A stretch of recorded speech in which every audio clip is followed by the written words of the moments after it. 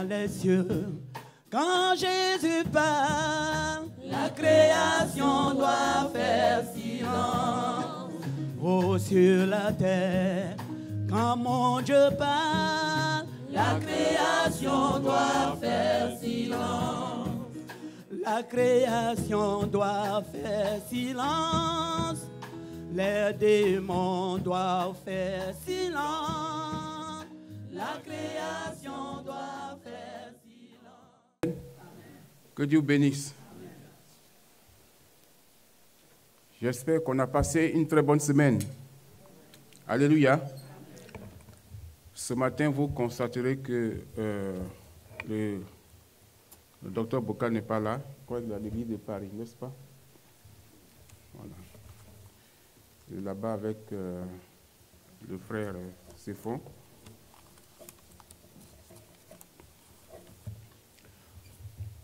Et nous souhaiterions accueillir le frère Bois, qui a été annoncé tout à l'heure et qui passera tout à l'heure pour nous encourager dans le cadre de ce programme important qui est au-devant de nous, la Siamel. Et nous disons aussi bonne arrivée à notre maman qui était à Abidjan, je crois qu'il est arrivé. Je crois que c'est le premier culte avec lui maintenant. Voilà, donc vous pouvez lever pour que le peuple vous voit.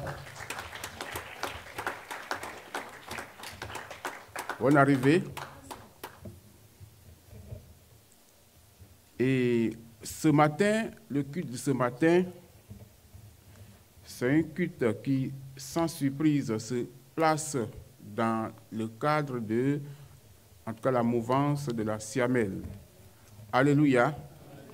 Donc, ce matin, nous allons revenir en long et en large sur ce programme, s'agissant, bien entendu, de la manière dont nous devons préparer ce programme. Que Dieu vous bénisse. Si j'avais un thème à donner à ce message ce matin, je parlerai de l'indifférence face à Siamel. Comment la combattre? Alléluia. L'indifférence face à Siamel, comment la combattre? Est-ce que nous sommes indifférents face à Siamel, oui ou non? Est-ce que tout le monde est engagé dans la Siamel? Je l'espère. Si encore il y avait des frères qui étaient encore en retard, des sœurs qui étaient encore à la traîne, ce message s'adresse à eux. Ce message s'adresse aussi à nous aussi qui pensons que nous sommes dans la mouvance.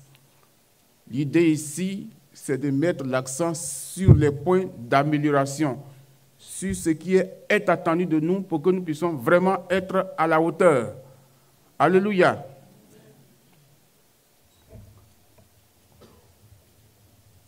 Quand nous lisons Apocalypse 3, verset 16, il est dit ceci: tu es tiède, tu n'es ni froid ni bouillant. Alléluia. Il est dit, tu es tiède, tu n'es ni froid ni bouillant. Voici en peu de mots définir l'indifférence dans ce reproche. Que fait Dieu à un groupe de chrétiens, en l'occurrence ici, ceux de l'église de Sardes? Voici comment cette église, les frères et sœurs de cette église étaient révélés à Paul par l'Esprit. Et il est dit qu'ils étaient tièdes, qu'ils n'étaient ni chauds ni bouillants. J'espère que cela n'est pas le cas pour nous ce matin vis-à-vis de la Siamel. L'indifférence, c'est l'absence de sentiment, d'intérêt d'une personne vis-à-vis d'une chose ou d'un événement qui est annoncé. Ici, l'événement qui a été annoncé, c'est la Siamel. L'événement que nous préparons, c'est bien la Siamel. Est-ce que nous sommes engagés vraiment dans les préparatifs de ce programme ou bien nous sommes indifférents? Et Seigneur, de nous examiner nous-mêmes pour savoir si nous sommes à la hauteur. L'indifférence rend insensible et pousse à la neutralité. C'est-à-dire qu'ici, on ne se sent pas concerné. L'indifférence fait que vis-à-vis d'un événement donné, on ne se sent pas concerné. On pense que c'est l'affaire des autres et que nous autres, nous ne sommes pas concernés. Dans les évangiles, en tant que chrétiens, bien entendu, nous devrons tout faire à l'exemple de Christ. C'est lui qui est notre exemple. Et en tant que disciples, nous devons donc de suivre un maître, c'est-à-dire Christ, dans son enseignement, mais aussi dans son comportement en tant que de vrais disciples de Christ. Or, que voyons-nous dans la vie de Christ tel que décrit dans les évangiles? On rencontre Jésus toujours dévoué, toujours attentif aux autres, déterminé à faire la volonté de Dieu, la volonté de son Père, toujours appliqué à servir, s'impliquant dans les souffrances et toujours sensible aux conséquences du péché pour les personnes et pour la création tout entière. Comme je l'ai rappelé, est-ce que, à l'instar de Christ, vis-à-vis de la Siamelle, est-ce que nous sommes attentifs à la manière dont ce programme-là va se dérouler? Est-ce que nous sommes engagés à faire en sorte que ce programme puisse avoir du succès? Est-ce que nous appliquons à servir? Est-ce que nous impliquons dans les préparatifs comme il se doit? À l'image de Christ, les chrétiens que nous sommes, nous ne devons pas du tout être indifférents. Et si quelque part il y avait un peu de tiédeur ou d'insensibilité dans notre vie en ce moment, voici comment nous devons en prendre conscience. Nous devions donc prendre conscience donc, de ce désintéressement, de cette insouciance, de cette indolence, afin de combattre, afin de sortir donc de cette situation que je dirais compromettante pour nous en tant que chrétiens. On a dit que nous ne sommes pas indifférents, c'est une très bonne chose. Je l'espère pour tout un chacun de nous. Cela n'empêche que nous puissions essayer de nous examiner nous-mêmes. Il peut y avoir beaucoup de signes avant-coureurs de l'indifférence. C'est-à-dire quand ça va arriver, qu'est-ce qu'on ressent, quels sont les signes qui montrent que nous sommes indifférents. Il y en a plusieurs, mais je voudrais tout juste retenir quelques petits signes qui sont les signes auxquels nous devons faire très attention.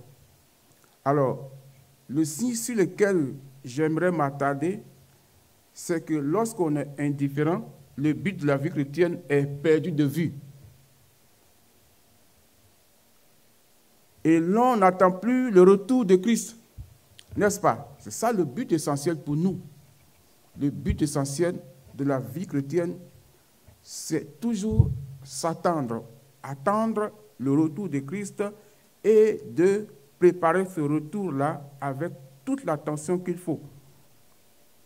Dans Philippiens 3, verset 12, que je vais lire avec le responsable.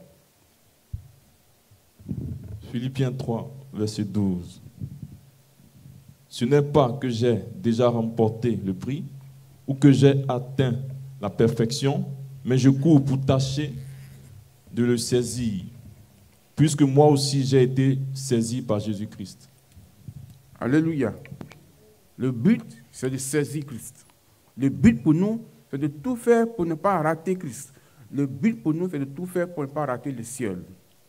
Et l'activité de la Siamelle, qui est pour nous un moment de réveil, un moment où nous renouons vraiment cette vie de chaleur avec Christ, cette vie de chaleur en tant que véritable chrétien, constitue pour nous un moyen, un médium pour nous galvaniser, pour ne pas perdre de vue ce but-là. On peut le relire ou alors on peut mettre l'accent là-dessus avec 1 Pierre 1, versets 8 à 10.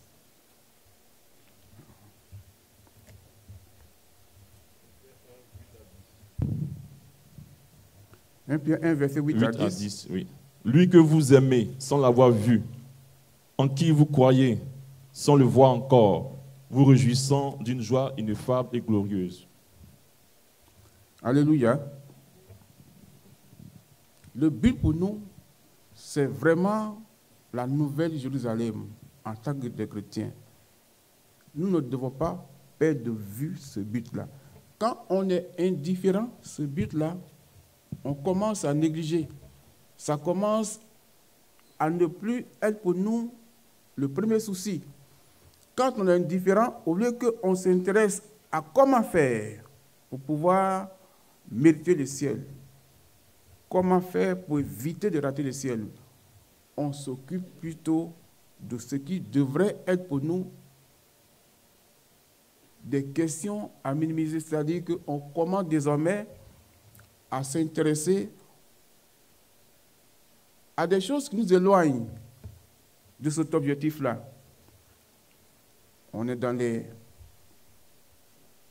certaines bassesses spirituelles, on est dans le péché, on est dans les calomnies, on est dans les palabres. On laisse de côté ce but qui devrait être pour nous la boussole. Et cette indifférence, dont quelques signes avant-coureurs viennent ainsi d'être rappelés, a plusieurs sources. Et ici encore, j'aimerais mettre l'accent sur la source la plus importante.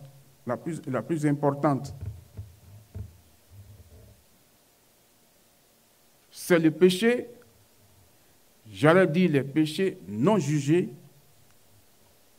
des péchés desquels on ne s'est pas repenti, qui entraînent ou qui créent d'autres formes d'indifférence et de péché.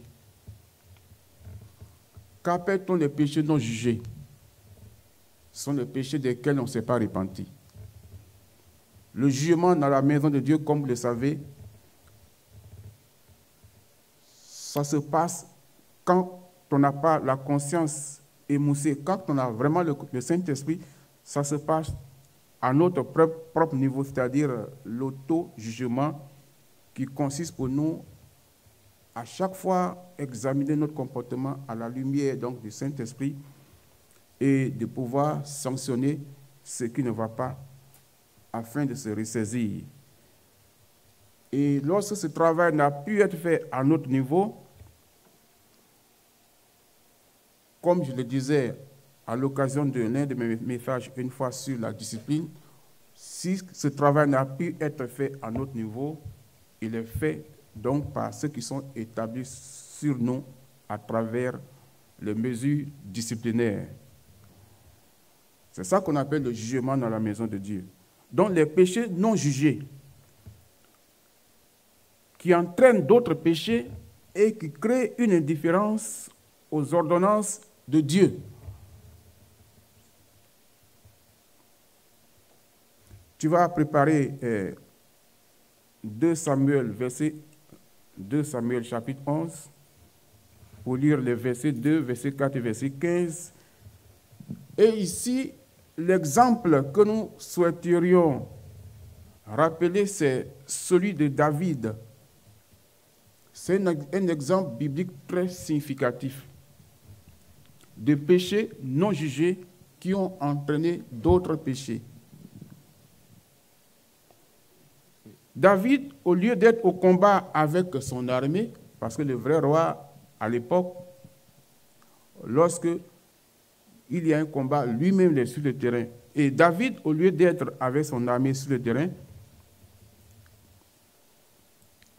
il a laissé son général des armées aller combattre donc avec les soldats, alors que lui, il se reposait. Donc, il était indifférent vis-à-vis donc de ce qui se passait sur le terrain. Et la conséquence a été, bien entendu, l'adultère suivi du meurtre de Uri pour cacher le premier péché, c'est-à-dire le péché de l'adultère. Oui, on peut lire dans 2 Samuel. 2 Samuel 11, à partir du verset 2. Un soir, David se leva de sa couche et comme il se promenait sur le toit de la maison royale, du toit, il aperçut une femme qui se baignait et qui était très belle. Au verset 4, David envoya les messagers pour la chercher. Elle vint vers lui et il coucha avec elle alors qu'elle se purifiait de son impureté. Elle retourna dans sa maison. Au verset 15, il écrivit dans cette lettre: placez Uri à la pointe du combat, le plus violent, et retirez-vous en arrière de lui, afin qu'il soit frappé et qu'il meure. Alléluia. Voilà. L'indifférence, c'est quoi? Ça émousse notre conscience. Ça émousse notre réactivité spirituelle. Et finalement, on est pris dans le péché, dans le filet du péché. Et lorsque cet émoussement se poursuit, au lieu qu'on se répand, on cherche plutôt à commettre un autre péché pour couvrir le premier péché. Et c'est ça ce danger que nous devons éviter d'encourir. Le manque d'engagement pour le Seigneur. En un mot, c'est ça l'indifférence dans la maison de Dieu. Et pourtant, ce n'est pas pour rien que nous sommes appelés ouvriers avec Dieu. Un ouvrier, mais quel est cet ouvrier qui est oisif? Quel est cet ouvrier digne de ce nom, qui n'a pas sa main à la tâche? Donc nous devons tous avoir la main à la tâche. Nous avons pris l'exemple de Samuel ici, pour dire que nous devrons donc nous engager activement à mieux préparer ce programme. Mais il n'y a pas seulement que Samuel. C'est la vie chrétienne dans son ensemble. Alléluia. La vie chrétienne dans son ensemble. Si nous sommes indifférents vis-à-vis de l'œuvre de Dieu, parce que c'est à travers l'œuvre de Dieu qu'on participe à son propre salut. Mais si nous sommes indifférents, nous finirons par mourir spirituellement. Souvent, il est mieux de chercher à être actif dans un département quelconque, dans l'Église, que de juste rester là comme un spectateur qui n'est donc pas un acteur. Le spectateur se contente d'observer ce que font les autres, alors que c'est en maçonnant qu'on devient un vrai maçon.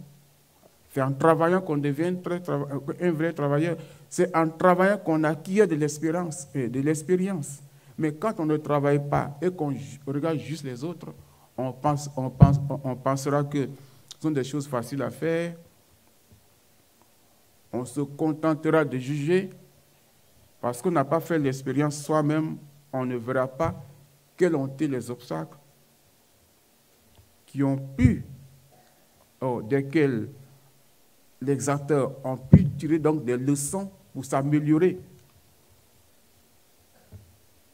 L'indifférence nous expose à la mort spirituelle, en un mot.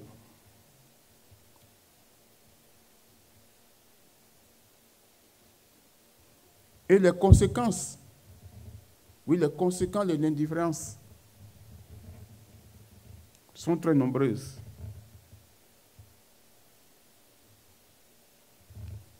L'indifférence entraîne le mépris pour l'amour de Dieu. Ça, le mépris pour l'amour de Dieu. Quand on est indifférent, on finit par mépriser les choses spirituelles.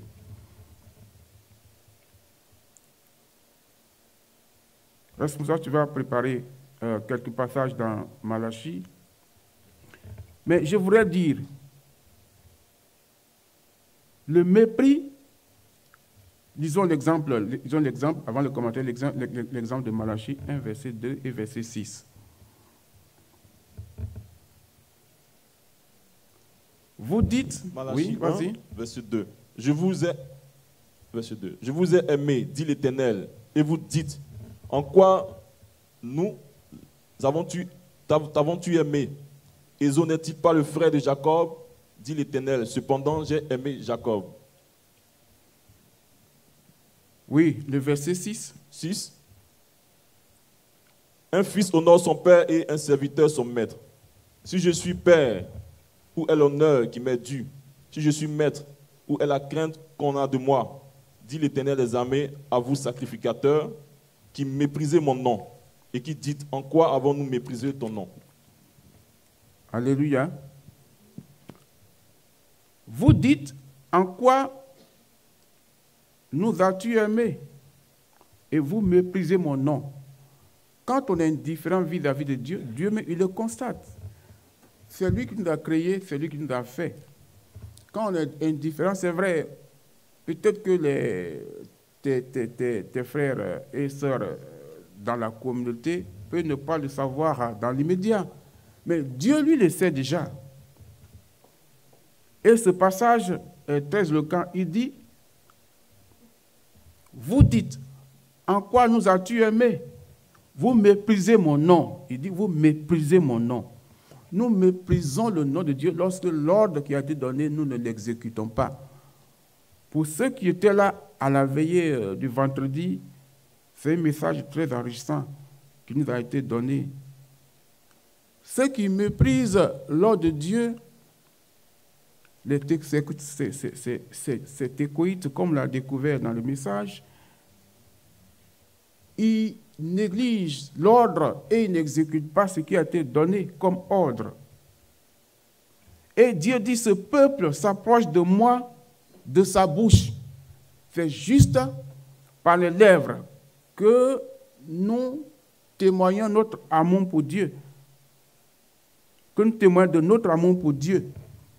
C'est juste par les lèvres. Mais nous ne passons pas à la pratique. Comme il est écrit là, que si vous savez ces choses, vous êtes heureux pourvu que vous le pratiquiez. Parce que la pratique, la théorie, oui, tout le monde peut faire la théorie, on peut juste lire. On peut donc retenir juste une leçon et puis on dit voilà comment il faut faire. Mais le plus important, c'est de passer à la pratique.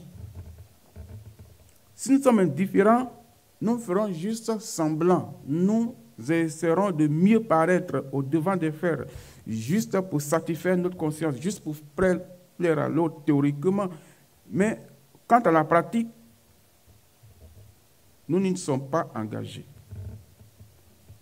Le cœur lui-même reste éloigné de l'Éternel Dieu, comme c'est écrit dans Ésaïe 29, verset 13. Ésaïe 29, verset 13. Le Seigneur dit, quand ce peuple s'approche de moi, il m'honore de la bouche et des lèvres, mais son cœur est éloigné de moi. Et la crainte qu'il a en moi n'est qu'un précepte de tradition humaine. Alléluia. Juste la tradition humaine, on dit c'est dimanche, allons à l'église, on va à l'église. On réchauffe les bancs, on revient, parce que c'est la tradition. Ça finit par une tradition, ça finit par être une tradition, quelque chose qu'on doit faire tous les jours, mais on n'y a pas vraiment son cœur. Et ce qui est dû à Dieu ne lui est pas donné. Nous retenons ce qui est dû à Dieu. Et ce que je dis, on a dit qu'on n'est pas indifférent dans cette église. J'ose vraiment croire parce que je prends juste un exemple où nous allons même jusqu'à toucher à l'interdit en tant que des chrétiens. J'ai approché les DCF pour voir un peu dans leur cahier et je me rends compte que le mois de... Juste examiner ce qui s'est passé au mois de janvier et pratiquement le cahier de la dîme est vide. Je ne sais pas, on dit qu'on n'est pas indifférent alors qu'on va même jusqu'à retenir ce qu'on ne doit pas, ce que j'appelle l'interdit. Le cahier est complètement à moitié vide. En quoi est-ce que nous pouvons dire que nous ne sommes pas indifférents si même la dîme, on ne la paye pas? Il y en a qui disent que oui, ils prioritisent pour la SAMEL. Mais c'est une priorité qui vient s'ajouter à la première priorité. La SAMEL, c'est une priorité ponctuelle qui s'ajoute à la priorité permanente. Comment pouvons-nous dire que nous sommes indifférents si nous touchons à cet interdit? Ça veut dire que si, à ce stade-là, je ne sais pas quelle est l'ancienneté de ta vie chrétienne, mais si après 2 ans, 3 ans, 4 ans, 5 ans, 6 ans, je ne sais pas combien d'années d'ancienneté tu as, mais à un moment donné, encore, tu as des hésitations à payer la dîme, c'est que vraiment, il y a une grosse part d'indifférence dans ta vie. Il faut vraiment y travailler très rapidement. Je me souviens bien, c'était en 1993 que j'étais encore à la CEMUS en tant qu'étudiant. C'est l'un de nos pasteurs, le pasteur de la CEMUS à l'époque, c'est-à-dire le mouvement des étudiants, une stratégie d'évaluation en milieu scolaire et universitaire, donc qui s'occupe des élèves et étudiants dans notre mission. Et notre pasteur m'était approché un jour, je changeais avec lui, il me dit, est-ce que tu payes ta dîme? Moi, je ne savais pas ce qu'on appelle la dîme. Il m'a expliqué ce que c'est la dîme. On a lu quelque part dans la Bible et il m'a dit, désormais, il faut payer ta dîme si tu ne le fais pas. Depuis 1996 jusqu'à maintenant, j'en ai pris conscience. Et il n'y a pas un seul jour où j'ai raté ma dîme jusqu'à maintenant, de 1996 jusqu'à maintenant. À l'époque, c'était combien? Parce qu'en tant qu'étudiant, je ne travaillais pas, mais je recevais la bourse. En tant qu'étudiant, 40 000 francs CFA, ce qui faisait environ 61 euros. Donc, il fallait payer la dîme de ça. Mais en tant qu'étudiant, on a des bouquins achetés par-ci, par-là. Mais puisqu'il me l'a dit, il y avait plus d'ignorance à mon niveau sur ça. Alors, j'ai continué à le faire. Et Dieu m'a davantage béni. Après, quand je suis passé en année de DEA, c'est-à-dire de diplôme d'études approfondies après la maîtrise, c'est devenu 60 000, ce qui faisait environ 91 euros. Et j'ai continué la dîme. Je me souviens un jour, quand le paiement de la bourse avait été retardé et que c'est 12 mois après qu'on a eu à être payé, ça me faisait environ plus de 1 000 euros pour les 12 mois. Les 1 000 euros avec une dîme de 110 euros environ. Je suis allé payer ça, j'étais à Bobo 2. Je suis allé payer cette dîme-là. Et puis, le responsable du CF, quand j'ai payé, il m'a dit non, reviens. Tu donnes plutôt 10% de ces 110 euros. J'ai dit, mais non, c'est ça, plutôt ma dîme. C'est ça. Et pour dire quoi? Pour dire que c'est vrai. Souvent, quand on regarde le montant par rapport à ses dépenses, on pense que ça peut toujours servir.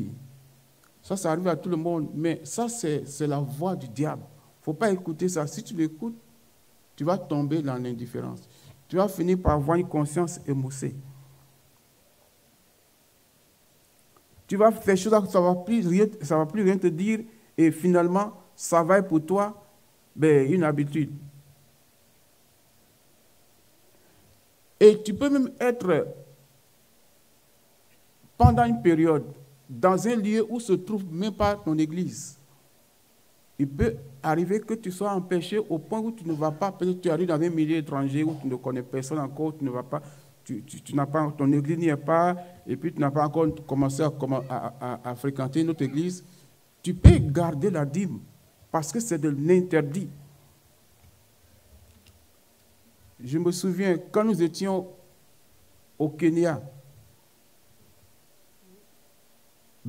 notre église n'était pas encore, on a fait pratiquement une année, mais on a gardé la dîme. Ça a constitué un montant très important qui a permis au siège de faire venir, de créer l'église de Kenya avec l'arrivée d'un pasteur. Au Ghana, c'était la même chose. On n'allait pas à l'église, mais ce n'était pas pour nous l'occasion de toucher à la dîme. On l'a mis de côté et c'est ça encore qui a permis de créer l'église du Ghana. Quand nous étions au Nigeria, on priait à la maison, mais ce n'est pas parce qu'on prie à la maison qu'on est pasteur pour nous-mêmes qu'on va commencer à bouffer la dîme. On a gardé de côté ça qui a permis de créer l'église du Libéria. Au Sénégal, c'était la même chose. Souvent, on dit que quand on arrive, on déplace les pasteurs. Mais justement, la stratégie, c'est que la dîme, quand on ne paye pas la dîme dans l'église, on la garde. Quand on ne la voit pas au siège, on la garde. Et quand ça devient important, on informe le siège et c'est ça qui permet de commencer l'œuvre. Pour dire que c'est vraiment l'interdit. Sinon, c'était des occasions pour nous de l'utiliser parce qu'on n'avait personne à côté pour nous rappeler qu'il faut payer la dîme. On n'avait pas le DCF à côté pour nous rappeler qu'il faut payer la dîme. C'est dire que c'est vraiment important que nous devions faire très très attention avec la manière, vraiment, nous touchons à l'interdit. Quand on fait ces choses, comme je le disais, ce qui est normalement dû à l'Éternel, on ne donne pas. Il y a la dîme, il y a la reconnaissance à Dieu, on n'est plus reconnaissant à Dieu. Le souvenir tangible que Christ nous a laissé de ses souffrances et de sa mort, on l'oublie même. Luc 22, verset 19 et verset 20, on va lire ensemble. Luc 22, verset 19. Ensuite, il prit du pain et après avoir rendu grâce, il le rompit et le donna en disant, « Ceci est mon corps qui est donné pour vous, faites ceci en mémoire de moi. » Verset 20. De même, il prit la coupe. Après le repas, il le donna en disant, « Cette coupe est la nouvelle alliance en mon sang qui est répandu pour vous. » Alléluia. L'indifférence nous donne d'oublier ces choses. C'est-à-dire la souffrance que Christ a amenée pour nous. La souffrance que Christ a souffert pour nous, on l'oublie. Fais ceci en mémoire de moi. Pratiquez la parole en mémoire de moi. On oublie toutes ces choses. Il a souffert pour nous. Pourtant, quand on est différent, on oublie tout ça. On méprise ses ordonnances. On régresse et on perd le discernement et le bon sens en tant que chrétien. Le chrétien indifférent n'est plus un homme équilibré. C'est ça. Parce que c'est la pratique, la parole de Dieu qui nous rend équilibrés. Le chrétien indifférent, je l'ai dit, il ne prie même pas. Parce que quand on est indifférent, mais tu vas prier pourquoi? Vous voyez? Souvent l'indifférence.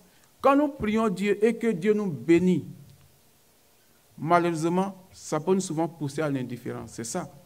Parce que quelqu'un qui est dans l'opulence, il va commencer à ne même plus prier. Par contre, quelqu'un qui a un bobo quelque part, il va prier pour que ça puisse disparaître. C'est ça. Quand nous lisons Apocalypse 3, verset 16, lis juste avant. Parce que celui qui est indifférent, il dit quoi? Il n'a plus besoin de rien. Apocalypse 3, 16.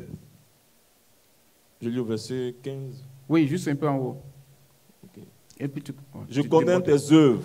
Tu n'es ni froid ni bouillant, si seulement tu étais froid ou bouillant. Ainsi, parce que tu es tiède et que tu es ni froid ni bouillant, je vais te vomir de ma bouche. Oui, poursuis. Verset 17, parce que tu dis, je suis riche, je me suis enrichi et je n'ai besoin de rien. Et parce que tu ne sais pas ce que les malheureux, misérables, pauvres, aveugles et nus. Oui, tu t'arrêtes là. Oui, je suis riche. Tu es riche, tu n'as plus besoin de rien. Tu ne pries plus. Et tu ne pries plus. Tu es indifférent désormais. C'est ça, il ne faudrait pas que la bénédiction que Dieu nous accorde soit un piège pour nous. Ce n'est pas parce que tu es en bonne santé, ce n'est pas parce que tu as un bon travail, que tu vas commencer à être indifférent. Il faut te rappeler que Christ a souffert pour toi. Il faut te rappeler ta condition de chrétien. Il ne faut pas perdre de vue quels sont tes engagements et ce à quoi tu dois aspirer en tant que chrétien. Quand on est indifférent et qu'on n'est plus équilibré, mais la conséquence, c'est la chute. Le chrétien équilibré, il tombe. Soit il tombe dans le légalisme, imposant aux autres ce qu'il n'a pas la force de faire lui-même. Tout reste dans la théorie. Fais ça, et pourtant lui-même, il ne le fait pas. Soit il tombe dans le laxisme. Il n'a plus conscience du péché. Il ignore en un mot ce qu'est la vraie vie chrétienne. Il ignore en un mot ce qu'est la vraie vie chrétienne. 1 Pierre 5, verset 12. 1 Pierre 5, 12. C'est par Sylvain, qui est à mes yeux un frère fidèle, que je vous écris ce peu de mots, pour vous exhorter et pour vous attester que la grâce de Dieu, à laquelle vous êtes attachés, est véritable. Alléluia. La grâce de Dieu à laquelle nous sommes attachés en tant que chrétiens est véritable. Ne négligeons pas cette grâce-là. C'est vraiment important de ne pas négliger cette grâce. Alors, puisqu'on ne doit pas négliger, que faire? Vous avez beaucoup de stratégies. La Bible nous enseigne beaucoup de stratégies face à l'indifférence. Nous devons prendre conscience d'abord de l'attitude de notre indifférence. C'est ça. Il faut faire un auto-examen critique vraiment sans complaisance à ton niveau. Il faut prendre conscience qu'une telle attitude n'est pas celle du chrétien. Quand nous lisons dans Proverbe 18, verset 1, il dit « Celui qui se tient à l'écart cherche ce qui lui plaît. Il s'irrite contre tout ce qui est raisonnable. » Si tu te mets à l'écart, ce n'est pas bon. C'est-à-dire, il faut se mettre à l'œuvre. Il faut être dans l'engagement continu. Celui qui se met à l'écart cherche son propre intérêt. Ce n'est pas notre intérêt que nous devons chercher. Nous devons chercher à privilégier l'œuvre de Dieu et Dieu s'occupe de nous. Prendre conscience que cela conduit à la malédiction quand on est indifférent. Quand on lit dans Jérémie 48, verset 10, il dit ceci: « Maudit soit celui qui fait avec négligence l'œuvre de l'Éternel. Maudit soit celui qui éloigne son épée du carnage. » Ce n'est pas la malédiction que nous cherchons dans la maison de Dieu. Pourquoi alors entretenons-nous l'indifférence? Il y a beaucoup de moyens pour pouvoir s'impliquer dans l'œuvre de Dieu. La prière, par exemple, elle est accessible à tous. Prier pour revenir à Siamel, par exemple, pour prier, nous avons des sujets de prière assez actifs dans ces derniers temps. Prier, par exemple, pour la réussite de la Siamel. Maintenant et pendant le programme. Parce que c'est un combat spirituel dans lequel nous sommes engagés. Il a été maintes fois répété ici qu'au moment où nous préparons ce programme, le diable aussi dans les secrets se prépare. Il faut se préparer, il faut être engagé dans la prière. Quand nous lisons Exode 17, verset 12, verset 10 à 13, où il est écrit que Josué fit ce que l'Éternel lui avait dit pour combattre Amalek. Et Moïse, Aaron et Hur montèrent au sommet de la colline. Au verset 11, il est écrit: « Lorsque Moïse levait sa main, Israël était plus fort. » Lever la main ici, c'est le signe de la prière. Donc, lorsque Moïse priait, Israël était plus fort. Et lorsqu'il baissait sa main, Amalek, c'est-à-dire l'ennemi, était le plus fort. Les mains de Moïse étant fatiguées, ils prirent une pierre qu'ils placèrent sous lui et il s'assit dessus. Aaron et Hur soutenaient ses mains, l'un d'un côté, l'autre de l'autre, et ses mains restèrent fermes jusqu'au coucher du soleil.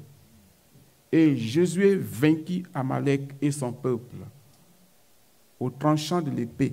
C'est l'effet de la prière. Il n'était pas au combat physiquement, mais il était au combat en train de prier. Et c'est ce qui est attendu de chacun de nous. D'abord la prière.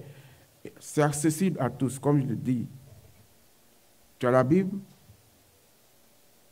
Donc, tu peux prier sur la base des versets bibliques spécifiques par rapport à des besoins spécifiques. Il faut contribuer. Comme je l'ai dit, la contribution, ici, dans le cas de Samuel, c'est une priorité qui s'ajoute à la première priorité qui est celle de la dîme. Nous ne touchons pas à l'interdit, je le répète. Il faut contribuer. Prenons l'exemple, encore un autre exemple dans Exode, où Dieu a donné l'ordre, a donné des consignes concernant les Israélites, concernant la construction du sanctuaire dans Exode 25. Ils devront me faire un sanctuaire.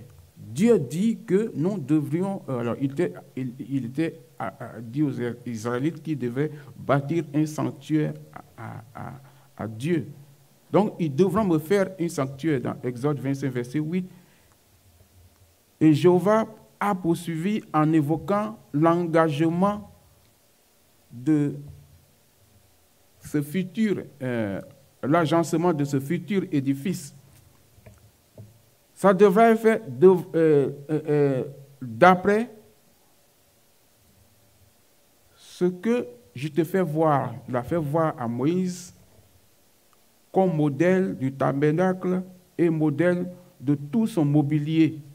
C'est ainsi que vous ferez, vous le ferez, c'est-à-dire le sanctuaire. Exode 25, verset 9. Il a fourni le modèle du tabernacle qui devait être construit.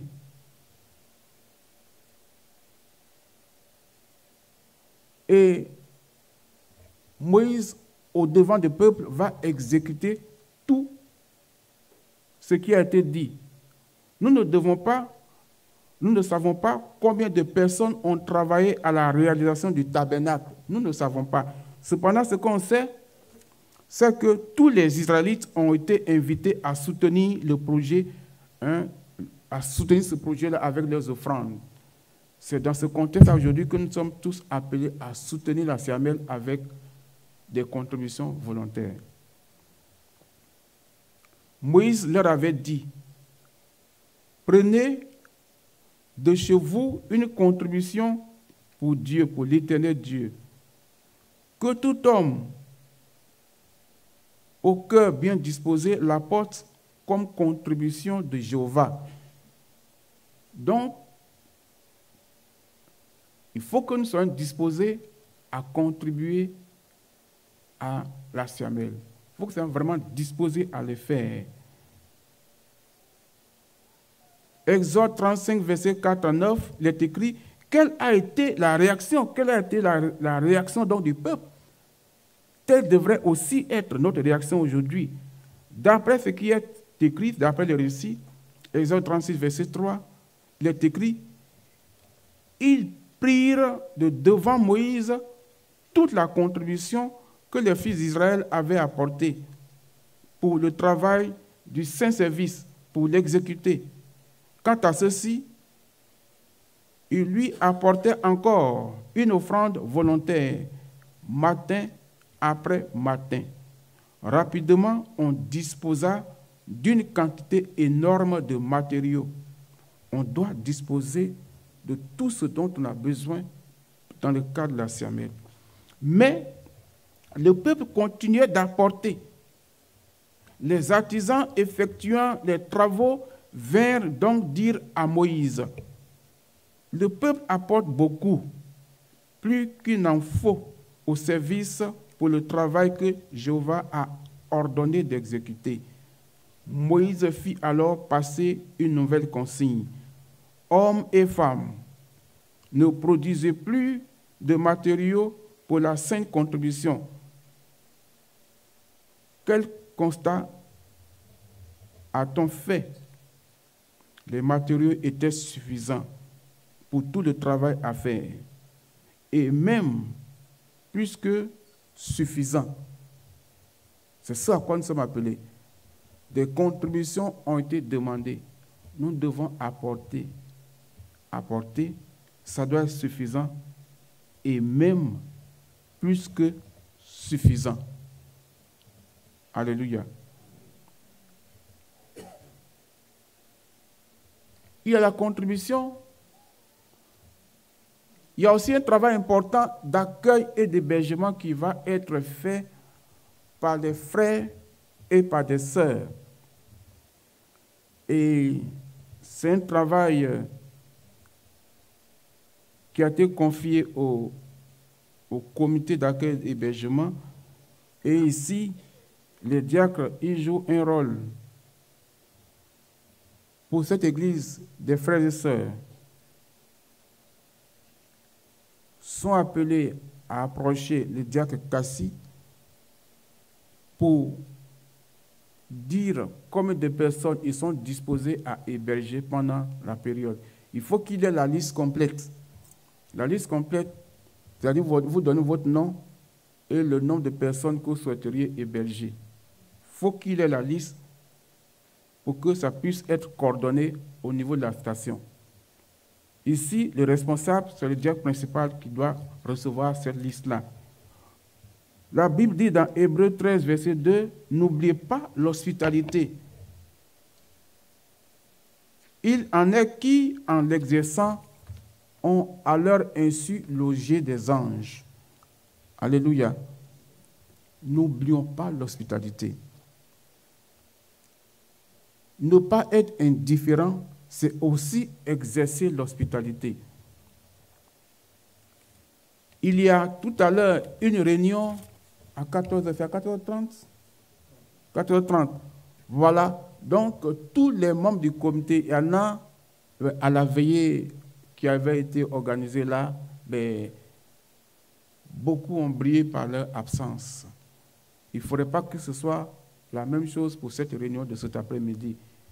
Il faut que les membres du comité puissent être là. Il faut aussi que quelques diacres puissent participer. Les diacres principaux, il faut qu'ils participent à ces réunions. Moi aussi, j'y serai aussi.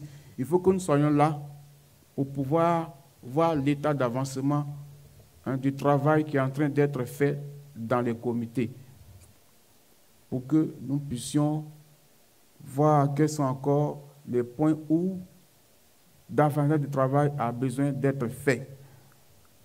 Ne soyons pas indifférents parce que, comme on l'a lu, nous ne devons pas faire avec négligence l'œuvre de Dieu. Que Dieu vous bénisse.